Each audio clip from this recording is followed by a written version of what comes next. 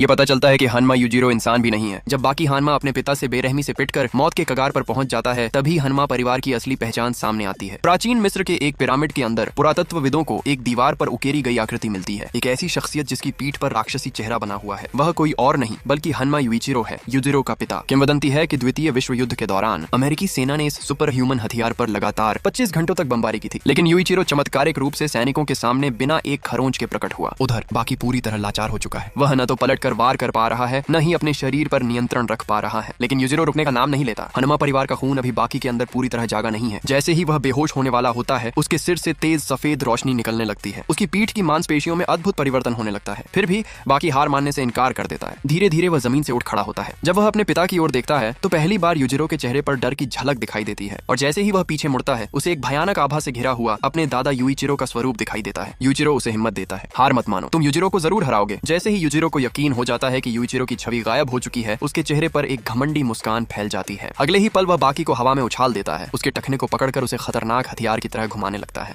तेज घुमाव की वजह से बाकी का खून उसके दिमाग की ओर दौड़ पड़ता है और उसकी नाक से फूटकर बाहर निकल आता है। यह भयानक दृश्य देखकर आसपास की भीड़ दहशत में भाग खड़ी होती है। दोनों योद्धाओं के 10 किलोमीटर के दायरे में आने की किसी की हिम्मत नहीं होती। फिर भी यूजिरो नहीं रुकता।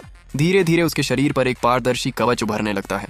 ये देखकर बिस्किट ओलिवा भी दंग रह जाता है। उसने लोगों को तौलिए की तरह घुमाया है, लेकिन इस स्तर की ताकत उसने कभी नहीं देखी। आखिरकार यूजिरो घुमाना बंद करता है और बाकी को टूटी हुई गाड़ियों के ढेर पर जोर से फेंक देता है।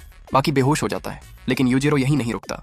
वह उसे बार बार मलबे से टकराता है, मानो वह उसके अंदर के हनमा खून को पूरी तरह जगाना चाहता हो। हर टक्कर के साथ बाकी की रगों में बहता हनमा खून जागने लगता है, और जब वह फिर से खड़ा होता है तो उसके शरीर पर पहले की चोटों का कोई निशान नहीं रहता। उस पल पिता और पुत्र एक दूसरे का हाथ कसकर पकड़ते हैं, मानो कुछ हुआ ही न हो। अब बाकी के पास यूजिरो के लिए एक खास तोहफा तैयार है।